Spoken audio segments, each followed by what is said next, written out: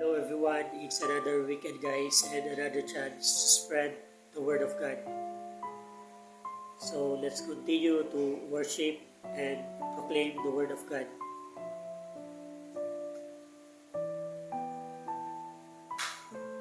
Pagpasensya na din pala guys, medyo ganito yung boses ko. May sipon kasi ako ngayon at kagaling lang din yung ubo ko, no? Gusto talaga yung sipon ngayon guys, kaya pag may sipon kayo, ubo yung mga, especially yung may mga anak, no? Isolate nyo muna, huwag nyo muna papasukin para hindi naman makahawa. So, our topic for today is yung continuation dun sa Matthew 7. And this is about judgment, no?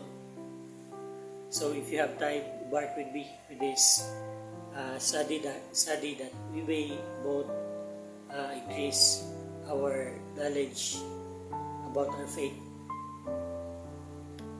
So, let's begin. In Matthew 7, 1-6, it is said, "Judge not, that you be not judged. For with what judgment you judge, you shall be judged. And with what measure you meet, it shall be measured to you again." So kung ano daw yung judgment natin, no? That we shall be judged also. At kung ano ba yung length ng judgment natin, ano yung ginudge natin sa kapwa natin, it will also come back to us like a boomerang ba? Gaano kahaba yung judgment mo, yun din yung judgment na marireceive mo against your neighbor, from your neighbor. And why beholdest thou the mote that is in thy brother's eye, but consider not the beam that is in thine own eye? So true. Din sinasabi dito, why beholdest thou the mote? Bakit tinitignan mo yung speck, no? Or yung butil ng butil na nasa mata ng yung kapitbahay ba, or yung brethren mo, no? Ng kapwa mo tao, no? But hindi mo kinoconsider that you have a beam, meron kang plank, no? Beam is yung ginagamit sa bahay, no? Yung poste ba? Meron kang poste. Beam that is in thine own eye. Tapos, binabantayan mo yung butil na nasa mata ng yung kapitbahay or yung brethren mo. Or how will thou say to thy brother, let me pull out the mote of thine eye, and behold, a beam is thine own eye. Sabi nga din, paano mo sasabihin sa iyong kapatid, because we are all brothers and sisters, no? Within the faith and outside the faith, because we are all the children of God through Adam and Eve.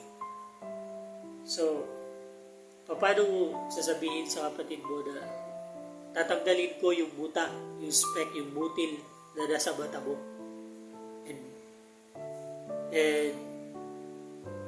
And behold, meron kang nakabalandrang beam, no? Plank or poste na nakatabon sa mata mo over your eye. Thou hypocrite, sabi sa verse 5. You are hypocrite ka. First, ang sabi, cast out the beam out of thine own eye, and then thou shalt see clearly to cast out the mote out of thy brother's eye. So, tanggalin mo muna yung nakabalandrang poste, no? Or plank or beam sa mata mo. Then you will see clearly and you can cast out the mote, yung butil na maliit na nakatabon dun sa mata ng iyong kapwa. So, let's not be a hypocrite. It doesn't mean, no, to do not judge, no? Kasi sabi sa verse 1 is, judge not, that you be not judged. It doesn't mean na hindi talaga tayo mag-judge. We can choose. Judgment is we can choose whether we will commit or we will not sa kung ano yung tao. Pero ang sabi, when you judge, dun sa John 7:24, it is said, judge not according to the appearance, but judge a righteous judgment. So, pag we will choose, no, we will judge someone na papasok ba tayo o hindi, i-allow ba natin yung person na to sa buhay natin o hindi, o iiwas ba tayo or ano ba. Let's not focus on the appearance, no. Hindi pa nga natin kilala yung pagkatao ng tao.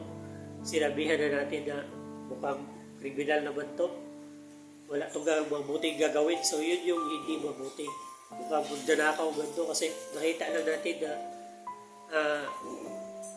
hindi maganda yung itsura ba.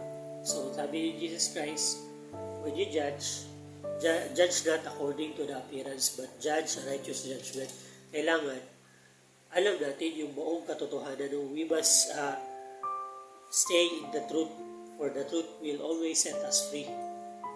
So there is also eternal judgment, no? Yun talaga is we are not allowed to do it.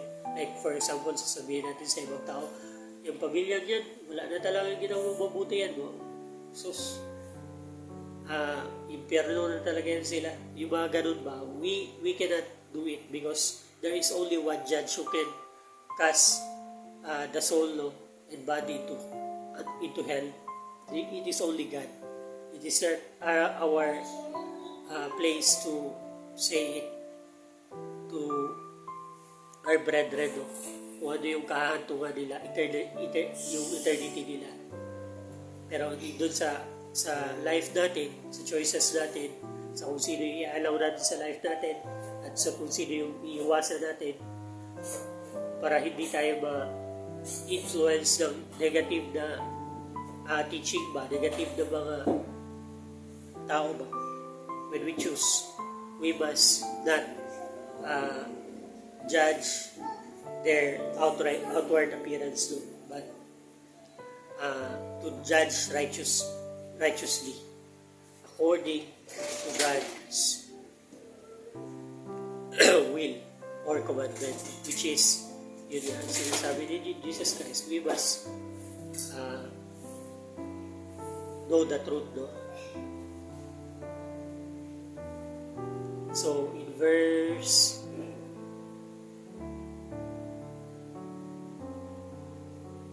6, give that which is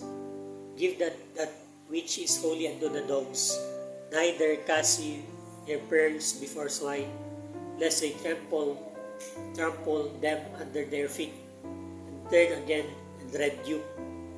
So sinasabi dito, give that which is holy, no, unto the dogs. Ibig sabihin, if you have knowledge, like the Word of God, do not be high-minded. Pag nakita mo yung mga taong hindi naman very learned ba doon sa faith natin, no? Even though they proclaiming that they are Christian, pero hindi talaga sila nag-aaral talaga, be not high-minded towards them na ipipilit mo yung mga nalalaman mo sa kanila para sundin yun. Hindi nila maintindihan yun kasi hindi nila sukat yung understanding ba o yung knowledge na meron ka. So you must choose the person that you will share your word, the word of God. So dapat open-minded, no, yung tao na yun. Kasi kung baboy ramo ngayon o baboy yun o hayop yung sinasabihin mo, yung ibig sabihin yung metaphor lang ba na pag you will cast treasures, no, or holy things unto the dogs, or pearls unto swine, lest they trample them their feet. Dadalhin lang nila yun sa putikan, no? And they will not treasure your word, your wisdom, o yung word ni God, kasi nga they are not ready to listen and to accept it as their truth. So be wise on dealing to other people, no? Choose the people that will there is a open heart, even though ano ba yung nakaraan niya, kung sobrang masama man siya or meron siyang mga hindi mabuting history, but if he's willing to listen and open your heart na to change, you can share the word of God. Pero doon sa mga tao na ayaw makinig, do not force it, or magagalit lang sila sa iyo.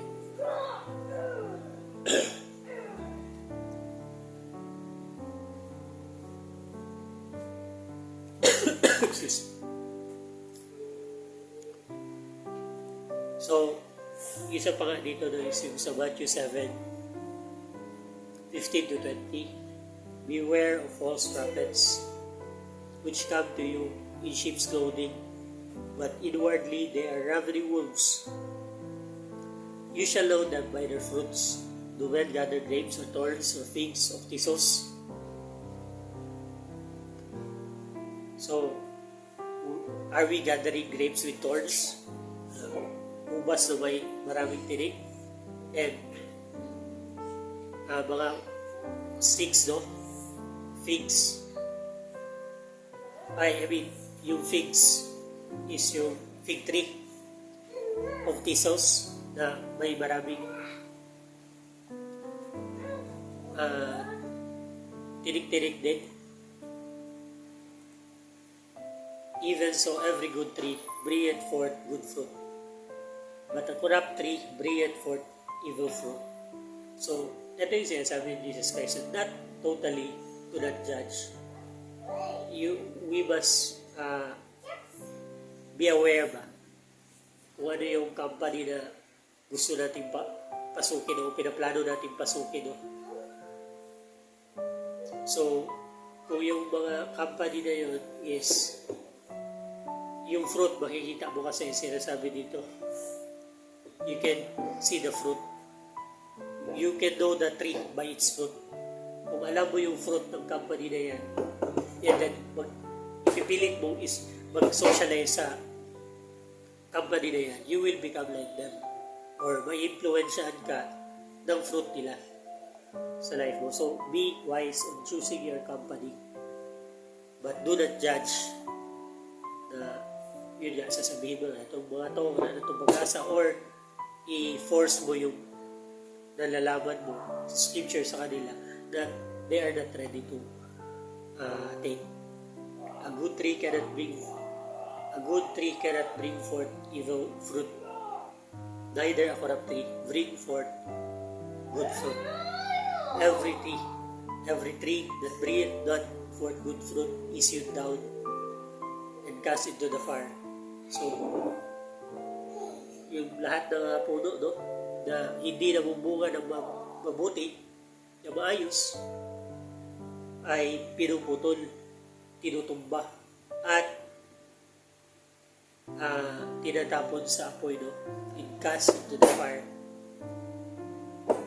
Wherefore, by their fruits you shall know them. So, be wise on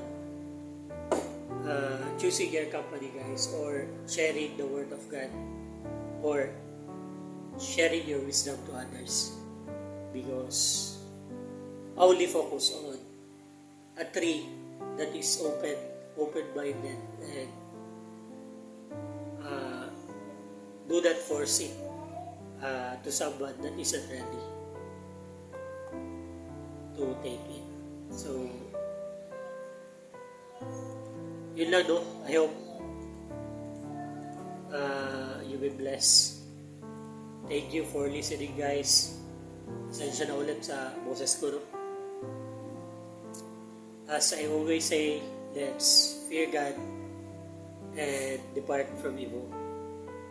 Let's be not overcome of evil, but let's overcome evil with good.